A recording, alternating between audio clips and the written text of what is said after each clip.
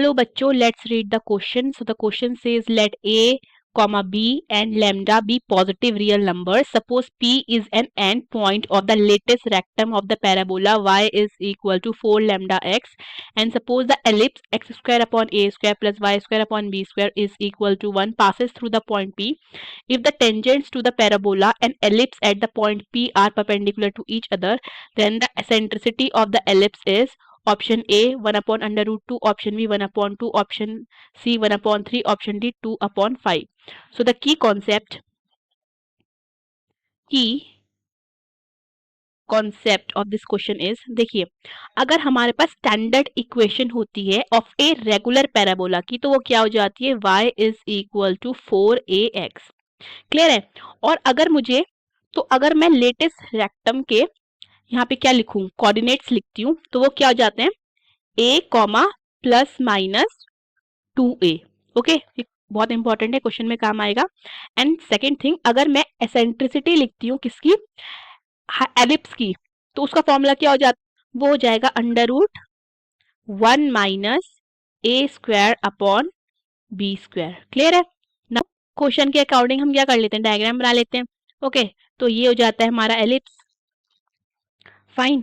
ये हो जाता है हमारा y एक्सिस एंड ये हो जाता है हमारा x एक्सिस। ओके, यहाँ पे हम बना लेते हैं अपना पैराबोला।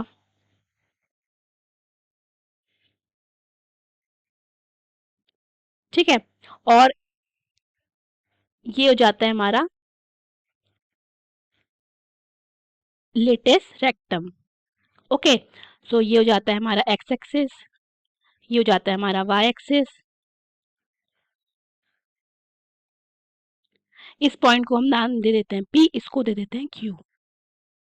तो क्वेश्चन में क्या बोला गया है कि suppose P is the end point of the latus rectum of the parabola. ठीक है, हमने बना लिया end point of the latus rectum of the parabola. Parabola की क्वेश्चन क्या गिवन है, y is equal to 4 lambda x। ठीक है, एंड नाउ जो एलिप्स हमें गिवन है passes through the point P, ये भी हमने बना लिया। आगे क्या गिवन है, आगे गिवन है that tangents to the parabola and ellipse at the point P are perpendicular to each other।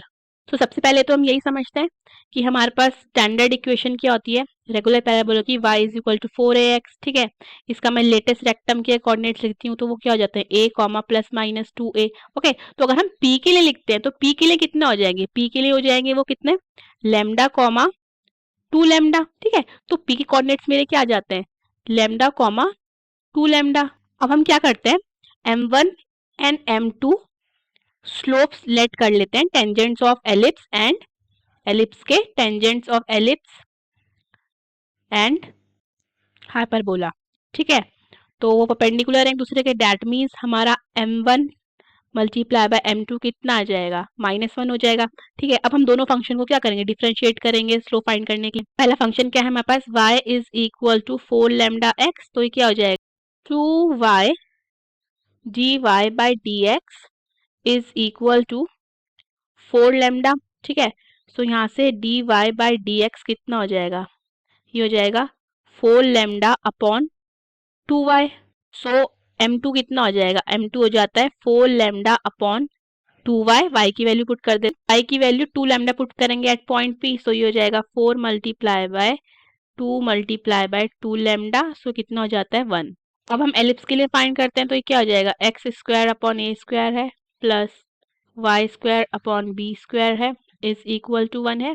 सो ये कितना हो जाता है, ये हो जाएगा 2x upon A square plus 1 upon B square d y square upon d y multiply by d y upon d x, and the differentiation of constant क्या हो जाएगा, 0 हो जाएगा।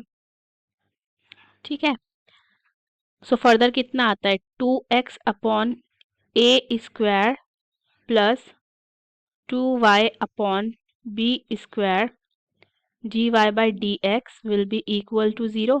ये कितना हो जाता है, फर्दर हो जाएगा d y by d x multiply by 2y upon B square will be equal to minus 2x upon A square. 2 से 2 कैंसिल हो जाता है, हमारे पास क्या है dy by dx will be equal to minus b square upon a square multiply by x upon y. So at point P again x और y की value put कर देते हैं और इसको m1 ले लेते हैं. सो हो जाएगा minus B square upon A square multiply by lambda upon 2 lambda. Lambda से लेमडा कैंसिल हो जाता है, हमारे पास आ जाता है minus B square upon 2a square.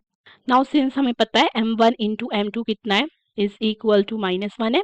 So that means हमारा यहाँ पे कितना हो जाता है minus B square upon 2a square multiply by 1 will be equal to -1.